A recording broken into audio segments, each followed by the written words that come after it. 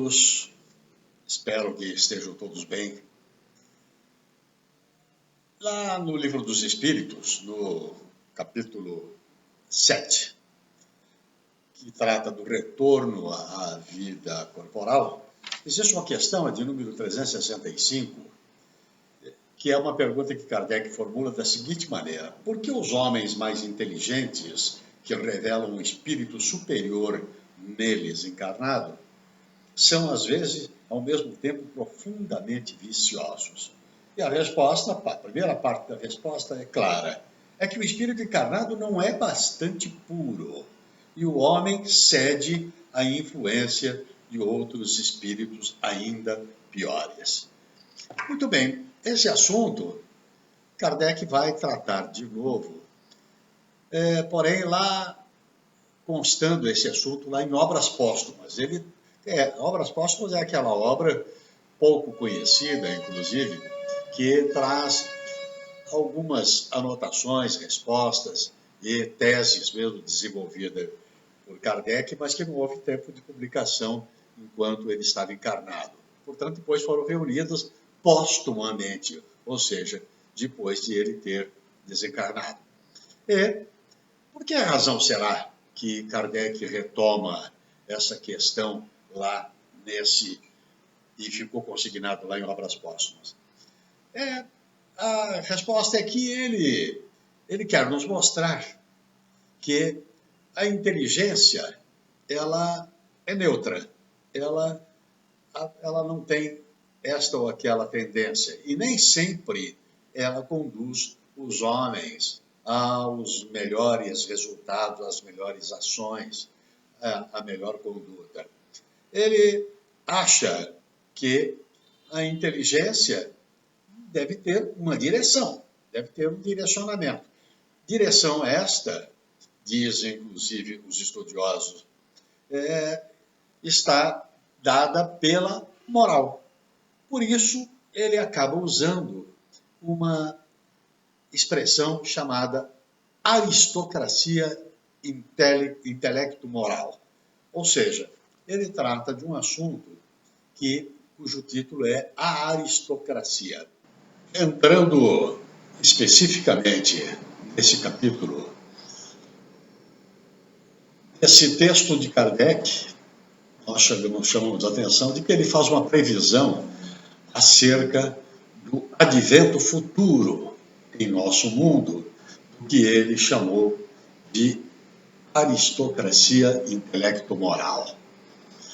A palavra composta intelecto-moral, que tem um valor de adjetivo, ela é, nesse contexto, utilizada quando nós pretendemos dizer que determinado fato ou uma determinada coisa dá relevância ao mesmo tempo à inteligência e à moralidade.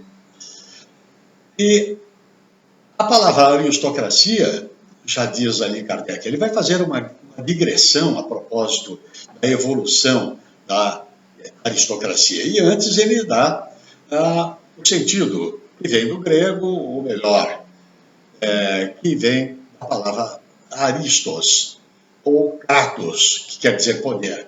Aristocracia significa, assim, o poder dos melhores, de modo que nós devemos saber que o sentido primitivo da palavra foi, de várias vezes, muito deturpado.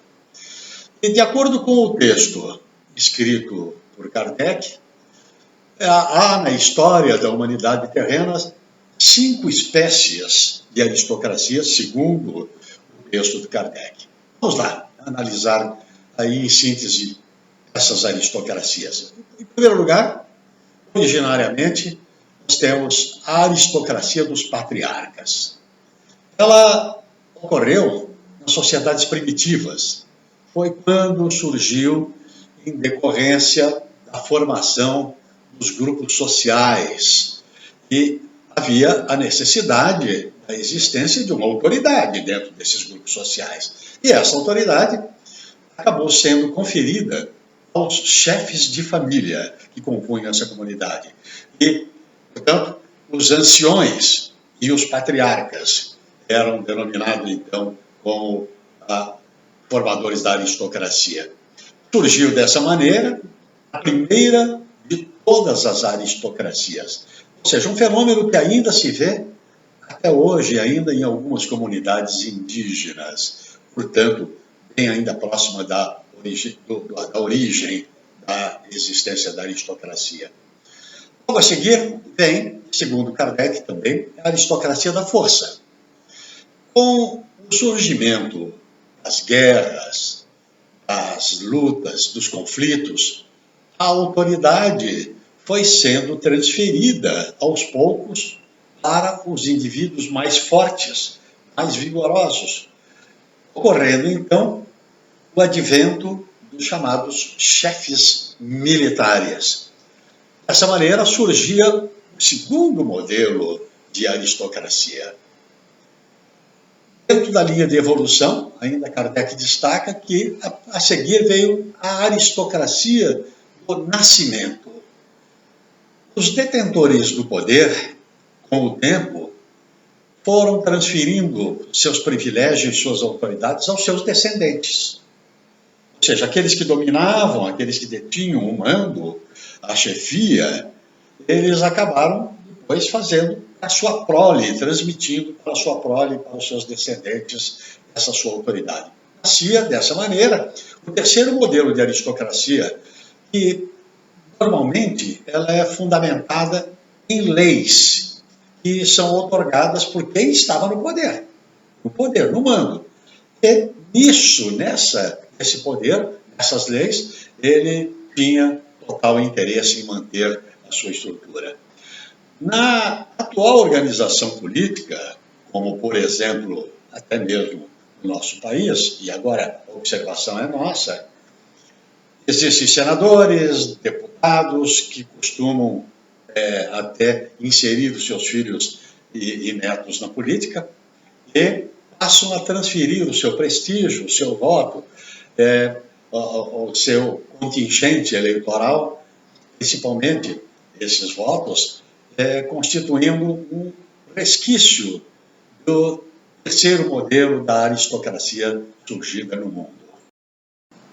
Nessa linha sequencial, Kardec elenca um quarto modelo, que acabou sendo chamado, assim, em síntese, como aristocracia do dinheiro.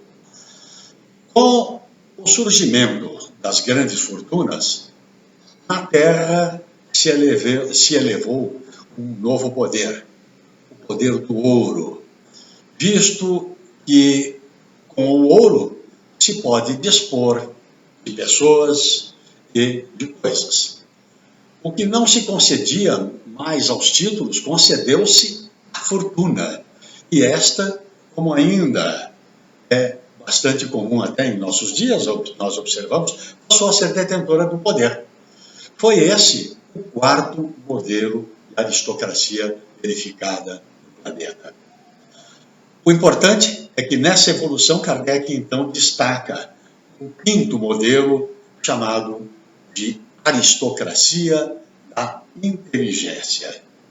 Esse modelo é o que vai se insinuando no mundo, em que técnicos, especialistas nas mais diferentes áreas do conhecimento é que ditam as regras que governam os povos, que governam a sociedade de uma maneira geral. Entretanto, ocorre, Kardec nos adverte, que a inteligência por si só não é garantia de que todos os seres humanos, de igual forma, serão contemplados pelos detentores do poder. O desenvolvimento intelectual, ele nos adverte, sem o guia dos princípios morais, pode, como sabemos, ter consequências desastrosas para a sociedade. Nessas observações, nesse contexto, é que Kardec, então, faz uma previsão, nesse texto, do surgimento de uma sexta forma de aristocracia no mundo, como decorrência da própria evolução da humanidade. É a aristocracia intelecto-moral que a gente já definiu lá para trás, em que, por definição, a inteligência e a moralidade estarão presentes na autoridade a que todos podem se submeter, confiados em suas luzes e em sua justiça. Então, Kardec destaca, acrescenta, que a reunião dessas duas faculdades, inteligência e moralidade, é, pois, necessária a criar uma preponderância legítima a que a massa se submeterá cegamente, porque lhe inspirará plena confiança pelas suas lutas e pela sua justiça, e conclui, conforme palavras transcritas da obra em questão a que nós estamos nos referindo.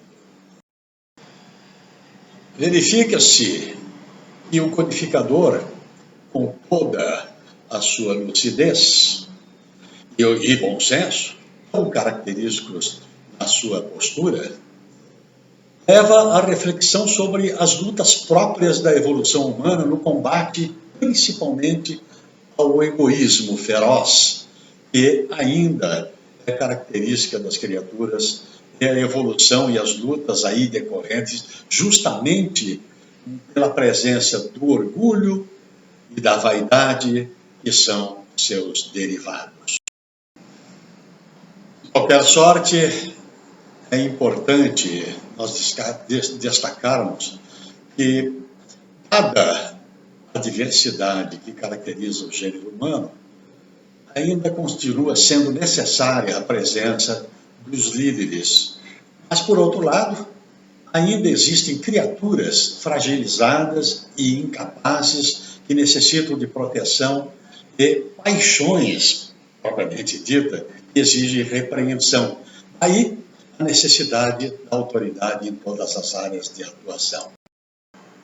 Enfim, esses estudos levam-nos a concluir com o próprio Kardec sobre o que escreveu ele no final do seu texto, As Aristocracias, que nós estamos vendo, quando com muita propriedade ele afirma, vamos abrir aspas para as palavras dele, um tal estado de coisas não pode ser obra de um dia, mas se há uma causa capaz de apressar-lhe o advento, essa causa é, sem nenhuma dúvida, o Espiritismo.